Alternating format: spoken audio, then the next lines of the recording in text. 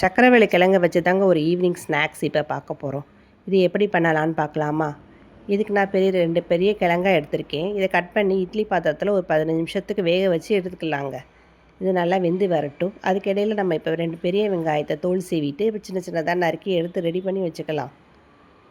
இப்போ எல்லாத்தையும் சின்ன சின்னதாக நறுக்கி எடுத்து வச்சாச்சு. இப்போ எல்லாம் வெந்து வந்திருக்கும். இப்போ வெந்து வந்துருச்சான்னு பார்த்துட்டு இப்போ எல்லாத்தையும் இறக்கி வச்சுட்டு ஒரு பாத்திரத்தில் ஆற வச்சு இப்போ தோல் சீவி எடுத்து வச்சுக்கலாங்க. இப்போ தோல் சீவி எல்லாத்தையும் எடுத்து வச்சாச்சு. இதை ஒரு மேஷரில் நல்லா மசித்து எடுத்து வச்சுக்கலாங்க. இப்போ எல்லாத்தையும் மசித்து எடுத்து வச்சாச்சு. இதோட நம்ம நறுக்கி வச்ச வெங்காயம், ஒரு 4-5 பல் பூண்டு, பச்சை மிளகா எல்லாத்தையும் இதோட சேர்த்து இதுக்கு சிகப்பு மிளகாய்த்தூள் 1 டீஸ்பூன், கரம் மசாலா, சாட் மசாலா இதோட சேர்த்துருக்கேன். இல்லாட்டினாலும் பரவாயில்ல.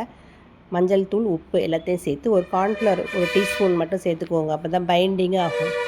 இதோட சேர்த்துக்கிட்டு இப்போ டிக்கி மாதிரி இது மாதிரி ஷேப்பில் நம்ம ரெடி பண்ணி வச்சுட்டு ஃப்ரிட்ஜில் எடுத்து வச்சுட்டு குழந்தைங்க ஸ்கூல் விட்டு வந்த உடனே இது மாதிரி எண்ணெயில் பொரித்து இது மாதிரி ஷாலோ ஃப்ரை தாங்க. இது டீப் ஃப்ரை கிடையாது. இப்போ திருப்பி எடுத்து இது மாதிரி ரெடி பண்ணி வச்சுக்கிட்டா ஸ்கூல் விட்டு சாப்பிடுவாங்க. தேங்க்யூ.